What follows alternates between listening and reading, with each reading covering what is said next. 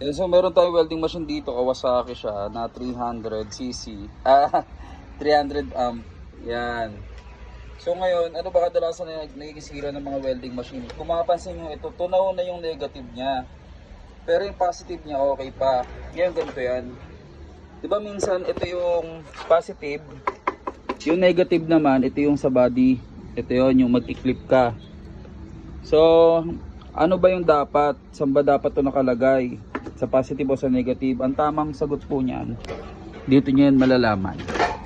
Ngayon, yung positive, ito yung positive sa taas. Ito yung positive, yan. Ito yung nag-i-spark. Itong nag-i-spark na to, ito yung dinadaanan niya. Yan. So, sa taas, yan, dito siya. So, ito yung nag-i-spark. Dadaan siya dito, tapos meron siyang heat sink. Yan. So, kada spark yan, umiinit yan. So, dito siya dumadaan sa heat sink. Ngayon, yung isa naman, ito yung sa body. Yan. Ang nangyari, nalusaw na. Bakit siya nalulusaw? Kasi mali yung paggamit. Ito, ginamit to malamang dun sa nag-i-spark ito, yung merong kinakabitan ng welding rod. So, nasunog siya. Kasi, saan ba nakalagay yan? Dito kasi siya nakalagay sa board agad. So pag baliktad mo siya ginamit, pag ginamit mo to, dito mo nilagay sa negative, masusunog agad to kasi rekta sa board, mabilis siya uminit. Hindi tulad pag ito, nilagay mo to dun sa positive, so dadaan yan dito sa heatsink. So yun yung magiging sira niya kapag once na mali yung paggamit nyo. Kaya napakahalaga na tama yung paggamit ng welding machine. So ito yun. Ayan, sunog na siya, tunaw na kasi dito niya ginagamit itong kinakabit natin sa na welding rod dito sa handle na to. So ito kasi yung nag-i-spark.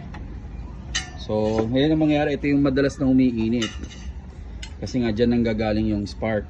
So yan siya, natutunaw. So rekta sa board, so masira yung board mo, mabilis uminit. Hindi tulad pag dito mo siya sa nilagay sa positive, yan yung mangyayari.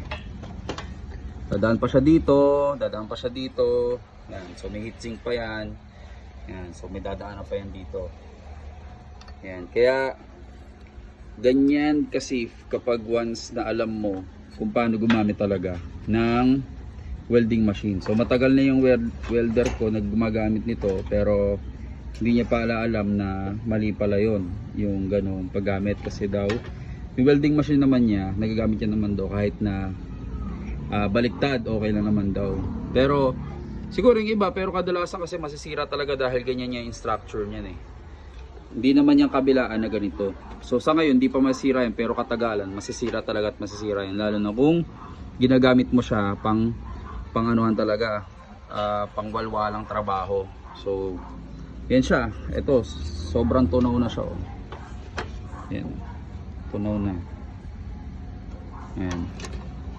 So sa mga welder natin dyan, huwag na nating ilaban na kailangan sa positive tayo ay sa negative tayo kumokonek. Yung body natin dapat dun talaga siya sa negative, and yung dito sa kinakabitan natin ng handle dun talaga sa positive. So yan siya.